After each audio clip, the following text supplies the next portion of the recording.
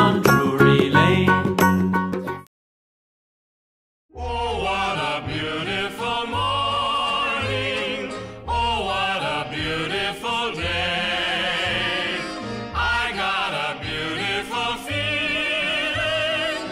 Everything's going my way. Hi, my name is Reese and we are going to be doing a cleaning kit.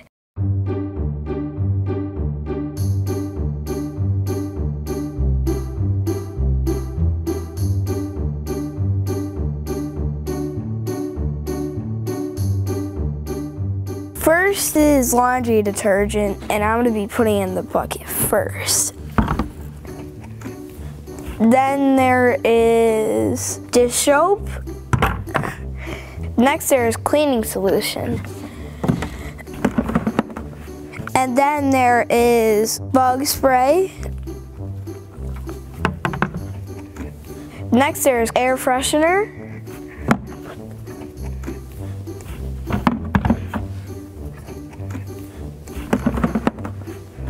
I'm making room for everything. And then there's garbage bags.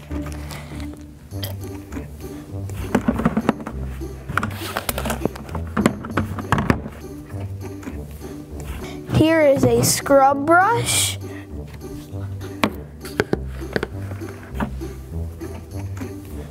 And here are cleaning towels. Then there are scrubbers. Just gotta fit these right through there. Then here's rope. Here we got mask and clothespins. And here are rubber gloves. And then here are working gloves. And then here is the cover.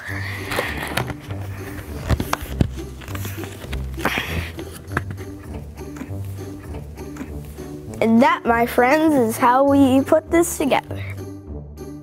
It's been a great opportunity to help others. Please do your part and help too. Hi everyone, my name is Mike Block and I'm part of the Upper New York Mission Hub here in Liverpool, New York. We're part of a huge church organization that covers all of upstate New York. Of the many things that we get involved in up here in mission-related functions is helping support those that are at their worst. After disasters and other problems happen, we like to go in there and be a part of a solution, or at least a hope that there is somebody that believes in who they are and supports in getting them back into their new normal life. This location that we have out here is Big Flats, New York, but it could be anywhere. A lot of flooding, a lot of water, a lot of things happening out here, and you have no control over what's out there. You just have to learn how to deal with as it's coming. It is affecting the entire neighborhood, as you can tell. Even though there might have been a road there or a walkway, it's not there anymore. So if you're out there trying to get someplace, you're not going to get there. What you have to pay attention to, though, is all the things that might be happening around that water, not just inside of it, but on the edge too. When you start walking around to the edges where you're getting closer to buildings and things, you're going to start getting logs, you're going to start getting other items within the water. They're going to come and bump you. It may not be a very safe thing to be out walking. You'll notice how the flooding happens in a neighborhood that normally doesn't have as much water. This hydrant is a great example. Normally they're 3 feet high. Here you've got 1.5 feet sticking up at the top, but it's a representation here of all the things that in the water, not just the hydrant, but the stones and the tree limbs and other parts that are out there. They don't just sit there. As the water increases and gets higher and more powerful, it'll just wash this right down. That could take you out while you're walking, could take out your car while you're trying to drive through, or it could even get into your building and actually cause havoc. What you're looking at here is the different views of how this water is affecting these local neighborhoods. Those logs in the road, they're not pretty, they're not fun. They're not easy to get out, but they are affecting. They need to be removed. And that's part of what we do, is we work with neighborhoods and we work with communities to help understand the depth of the problem and what it's going to take to resolve how to get back to a new normal in their lives. They're going to have a little understanding problem with this, because it's not going to be an easy thing, and they're going to want things to be resolved right away, but it all takes time. And One of the things that was very important to me as I'm coming through my life of doing mission work was to find organizations or find locations and such that I could be a part of and could be very involved in making a difference. And through the years of participating in different small events here and there, I learned of the organization UMCOR. And UMCOR was very important to me once I learned about who they were and what they were, because we could make an effective difference to them with not just only providing dollars, not just providing labor hours, but by providing team and team efforts and working with people that were wanting and willing to do the same. It's not very often that you get to find that type of an effort in the willingness and desire to get back involved into helping make a difference in somebody's lives. So you want to make the best that you can with the folks that are willing to do this. Not everybody does, and it's a hard core group to find. And here we are in front of our table of demonstration or product to support our efforts at what we do through the global ministries and through UMCOR. The items that you see on the table just are representation of the different efforts and different results of what's been going on out in the field. As we stated earlier, there's not a lot that can't happen that we can't be a part of. And part of the problem that we run into is not always enough people to do enough things.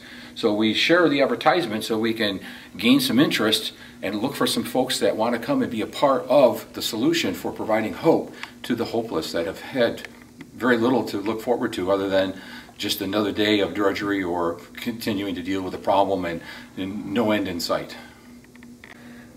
It's really kind of difficult for a person, unless you've been involved or you've actually had the disaster happen to you, to truly appreciate what they've just gone through.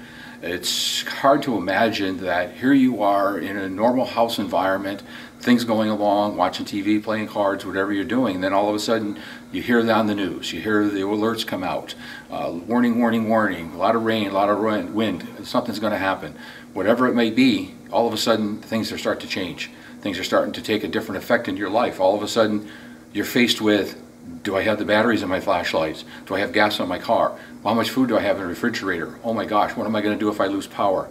All of these things start to run through your mind, and then all of a sudden, here you are, water coming up through the floor, off through the carpet and into your shoes. And now you're faced with, what do I do next? Do I leave the house? Do I go to another floor? Where's my family? Where's my belongings? Where's my precious, whatever it might be? It could be anywhere, and it could be whatever. The whole point, now you've got to figure out what's the most important thing to do. In many cases, it's just the bottom line of your life. You may have to abandon all what's there, and you have to move out and move along. If you don't do that, you run the risk. But here you are, trying to do what you think you can do, and you hope that you're trained for. You may not even be trained. You may be just providing effort. And that effort is a great effort, but trust me, unless you've been trained or you've got some help on the ground with you, it's pretty disparaging. It's hard to imagine being in the worst scenario that you could ever be and not have any resolve or solution in place other than keeping going forward, trying to go the next step, getting to the next outside of the house or going to the neighbors. But you need to remember that all this stuff is happening and is going forward. You can't stop. You can't slow down what you're doing. You have to keep thinking. You have to keep moving forward. You have to keep going until you're out of your danger. Being out of danger, now you can sit down and start putting things together. Here you've done all of this work. You've gotten yourself up, you've gotten yourself out, and you've got yourself back into a safe place. That safe place could be a school. It could be a church. It could be a large function like a gymnasium someplace. You're there. You're with other people. You can start talking with other folks. You can start integrating and start interfacing with people, discussing what happened to you. What happened when you were out there? What were you thinking about? What didn't you think about? What did you forget? What things that you wished you'd done? All that will come through the conversations. As you get through your next stage of the event, you're now going to be faced with, what am I going to do for food? What am I going to do for water? Where am I going to sleep tonight? Am I going to be able to stay warm and dry? All these things you may not have thought about, but now it's a reality. And there it is in front of you. You've got to figure out how to get around all this and put it together and put it in place. And then when that's all gone and that's all in place and you're going forward from there, the next step, oh my gosh, what just happened? How am I going to get through this? What did happen? Got to go back and research. You got to go back and inventory. You got to go back and start the cleanup process. Oh, did I have enough insurance? Do I have, what kind of friends do I have that can come help me? Can I go and help some friends? Is there something that I can do to make a difference that I can't change my life right now, but I might be able to change somebody else's? There's so many things that cross through people's minds. There's so many things that to be thinking about. There is no set cliche that can cover all of it. You're there, you're in the middle, you're faced with it every moment of your life at that point in time. And hopefully you're strong enough and you're willing to go forward and keep pushing forward, because you will see the end. There will be a light at the end of the tunnel out there. It will work, but you have to persevere with it. You have to work hard at it, and you have to be willing to let other people come in when they offer. You got to let them come in and be a part of your solution. What are some of the things that UMCOR specifically can be responsible for doing? Because they've got such a list and so many things that they do, let's focus on what we can do locally here to help push out and be a part of a solution to somebody in need. Imagine somebody's gone through a flood. Their house is gone, everything's inside of it is just totally ransacked and underwater. And after a team goes out there and cleans up the water and starts to recover the items in the house, all the things that were underwater are no longer any good anymore. So now the person at the home has got to start with the cleanup efforts. So UMCOR has put together a core couple of items that are relative to getting these folks started in their new normal. Part of these new product, or the steps that they can go through, is what we call cleaning kits. These cleaning kits are normally used to be called buckets, cleaning buckets, but they're cleaning kits. And within these cleaning kits that we have in here is a 5-gallon Homer bucket, or a 5-gallon bucket full of items that are typically found underneath the kitchen sink. There are relative to cleanups and making things happen in the homes. For example, gloves, both the handheld gloves for the working outside and handling the rough lumber and such, and then the rubber gloves for working in a lot of water. We give 2 sets of those because, well, you're probably going to have a lot of water that's out there. We give you clothespins and masks so that you have some safety issues and you can take and hang up things to let them dry. With those clothespins in there, we also provide ropes so you can set it up and start to dry off some of those items that are in place. When you start cleaning up, you provide the washcloths and things that you'll need to clean up and use then clean up the items that you're working with. Then you have a scrub brush, scrubbing up on your floors, the other items that are in place that need to be scrubbed to get all that mold and stuff out. Then we have scrub brushes or scrub pads to actually get greater into the corners and such that's in place. It's harder to reach without those. Then we provide, for those that are out there working sometimes, insect repellent. You don't think about it until the last minute, but all that water standing around sure does bring a lot of the insects out there, and so this is a great help for that. You got to start up with the cleaning solutions. You got to start off with the cleaning products so you can actually start with washing up and deodorizing things as best you can. Dishwashing solutions so that you can start with your dishes and such. Then laundry soaps. You're going to be able to go out there and make sure you start cleaning up all the stuff that you can save. The biggest part of this bucket that's in here is garbage bags, bags to put in all the trash, to put them out to the street, so you got a place to put them all. And then you have air fresheners. Once you all start cleaning up, you got a way to start freshening things up and get rid of all that moldy smell that's in place. And oh yes, you got the bucket that's in here. You use this for hauling out the water, hauling out debris, putting the trash out, making it a little bit easier for you. This is a cleaning bucket kit that we offer. The other kits that we offer in place in here is a hygiene kit. And a hygiene kit is very simply an item that gives a person a chance to wash up at the end of this day, or just waiting to get back into their home sometimes. They're not at a hotel most often. They're either in a school or in a gymnasium someplace and sit on a cot, maybe even the floor. And this gives them a chance to just clean up a little bit, to become a little bit more comfortable with where they're at and how they're doing it. And these kits here are very simply nothing more than a towel, so that you have, within this towel we've wrapped a couple of items in here that are important to, or can be very useful to these folks. For example, they're going to get a comb to work with, they're going to get a bar of soap, they're going to get toothbrush, toothpaste, nail clippers, and even Band-Aids. But also too, you're going to get a bag that you can use to keep your watches, your purse, or whatever you have small enough to fit in this bag dry from all the water and stuff that's out there. The other item that we provide out here is what we call school kits. I won't take this apart, but because it's items in here for a person to get back into starting into school. No, it's not a backpack, but it's a way to get the items that they need: pencils, paper, crayons, basic school functions. They'll get them back into somewhat of their new normal. The other thing that we like to take out to these folks is are prayer shawls. This is a way of giving somebody a little something back that they've probably already lost everything that they've got. This is something that could be new, something that could be very important and powerful to them. What we're providing back to them is a hope that this is going to be a start on their recoveries. So these prayer shawls are generally put together from folks from the churches that can't get out to these disaster sites to actually be feet on the streets and helping these people within their homes. But they're still an important part of the recovery. It's still part of the fact that these people that have been affected have others that are back home or in other communities out there that believe in them and that trust in the fact that they'll get back to a new normal, and it just takes a matter of time, and they want to provide that from their heart. When we put together the opportunity to sharing prayer shawls, we're looking for the opportunity to tell these folks that Jesus believes in them. Jesus trusts in us to share his message that there is love and hope in their recovery.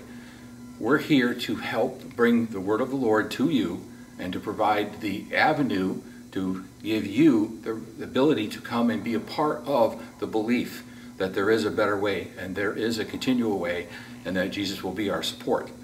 Would we love you to come and be a member of our church or be a part of our organization that's happening? Yes, we will.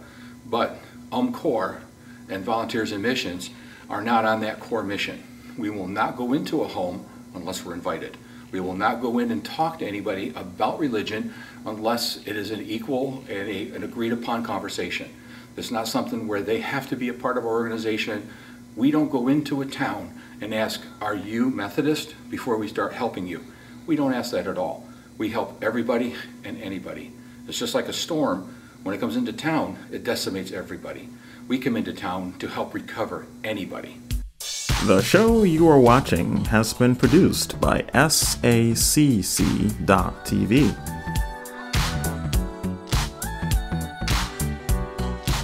SAC-TV is a not-for-profit organization that provides educational programming, seeking to enrich communities by producing shows on culture, science, health, the arts, and more.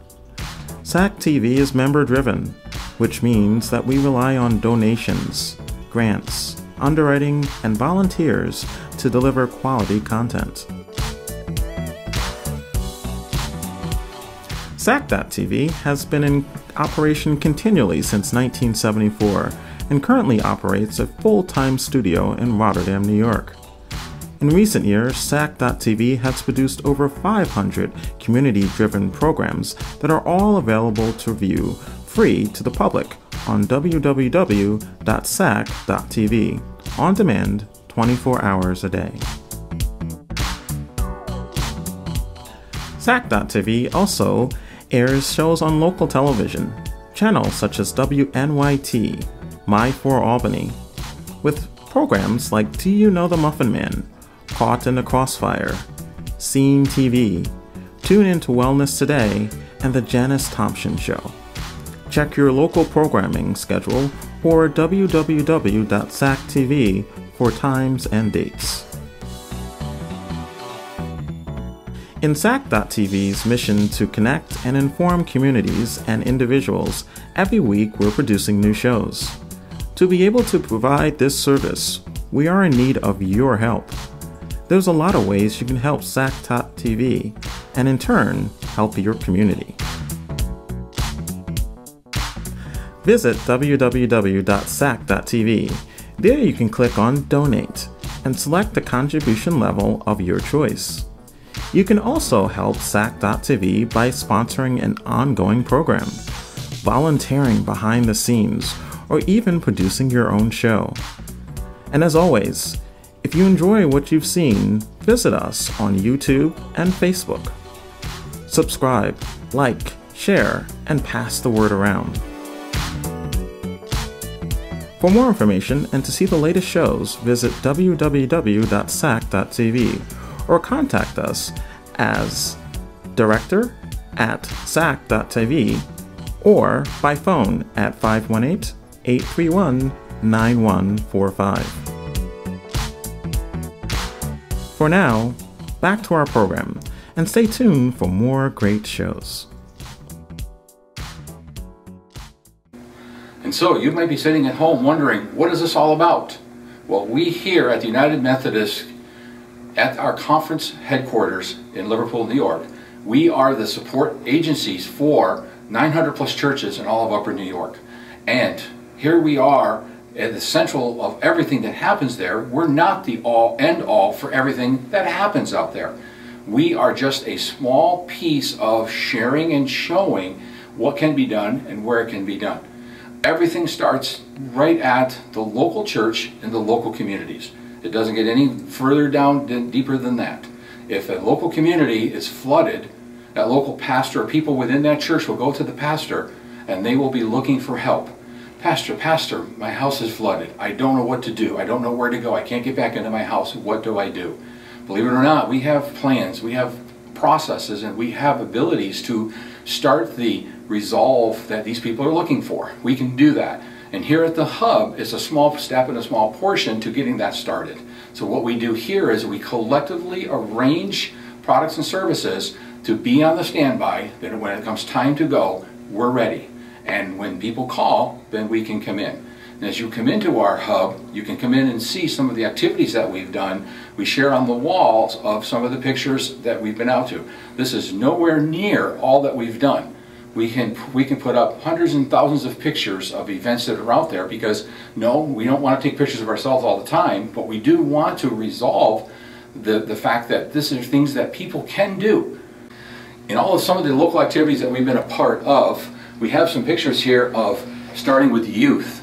Having the youth come in and better understand how things happen, why they happen, and what they can be a part of when it comes to the solutions of providing teams. It's a very important part because, again, if you don't start, it's like myself, when I was a very young youth, my parents used to take me out and get me involved in local community support stuff, helping these people. Snowstorms, I'm out shoveling the front sidewalks on people's houses that I normally ran by because I was afraid of them. I didn't know them. I always thought of things that were not going on fun. But all of a sudden, it's a whole new venue when some help can be helped or can be provided, and we were out there to provide that help. So providing the youth the opportunity to understand this and to be a part of these solutions, it's a great avenue for them to bring into their education and their processes. The youth also participate in activities when we go out and we do home recoveries. We go out to do different things in different communities to where these folks, the homes that we work in are people that are maybe low income, maybe no income. Maybe their homes have just not only suffered a disaster, but what we'll just call deferred maintenance. There's things that they couldn't get to for a long period of time. They didn't have the money or the resources to do it. We can come in and make a difference. We can provide a little community support and make that house more livable and more enjoyable for that client to be a part of it. And not only to the workers, but the people that live in the home out there, they can come together and revel in the joy of what they've succeeded in. We go out there and we do other things, like after a disaster. We go up into Hogansburg, New York, for example, to a church up there that got flooded out. And after the community was all brought back into business, we went to the church. And the church itself was actually the most destroyed piece of property of all of them that was up there. So we had to go in there and do a lot of work at taking out a lot of things to stop mold and other bad things from happening in there and start the rebuild process. So as we continue on, you can see pictures that we've actually gone to places like West Virginia. Imagine going to a community down there that is 1,800 people were there before the storm hit. There's less than 400 of them that are living there now because they need their homes. They need to get back into life. And they don't have enough folks down there with the knowledge or the finances to actually start making those repairs. And that's where we can start making a difference. That's where UMCOR comes together with United Methodist Volunteers and Missions, UMVIM folks, and go in there and provide this hope for the people that they can get back to their lives. And then we come in to hear even local things. We have this house out here of a homeowner that had no solutions provided to them that was not only affordable but even possible. And we were able to come in there in less than 30 days, take it from no answer to total solution. And at no cost to the homeowner and a total benefit to the clients that were out there. Now they have a place to come in, a way to get in, and a way to continue their lives and build on recovering and doing the things they have to after a major disaster. Local church needed a ramp system installed because people wanted to go in, but they couldn't get in. So we put together a team together, and we went and make it happen. It's not about just one item, a cleaning kit or a hygiene kit or a prayer shawl. It's the effort of what's needed to make a solution, and as simple as a neighborhood, neighbor next door, house down the street, town next over. It doesn't matter where it needs the help, we're going to be there. Mission is a real important part of every day. Every day should be considered not just another day, but in mission somewhere, somehow. And it could be as simple as a handshake to somebody, a smile to a person walking on the road, or it could be helping out, pushing a car that got stuck on the side, or something within safe and measurable means, of course. But you don't want to walk by something.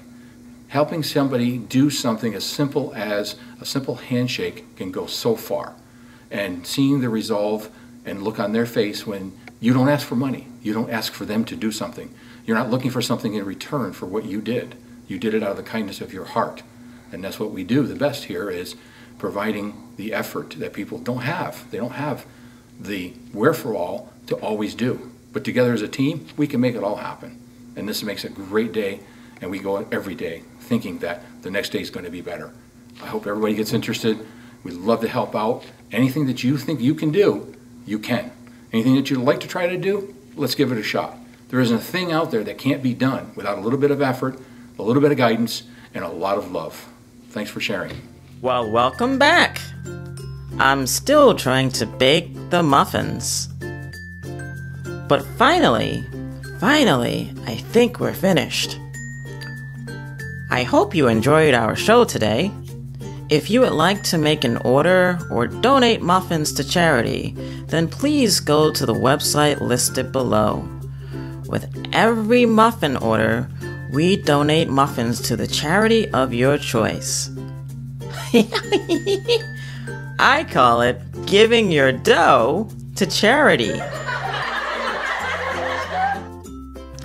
I also encourage you to donate directly to the featured charity today by going directly to our website and getting their information.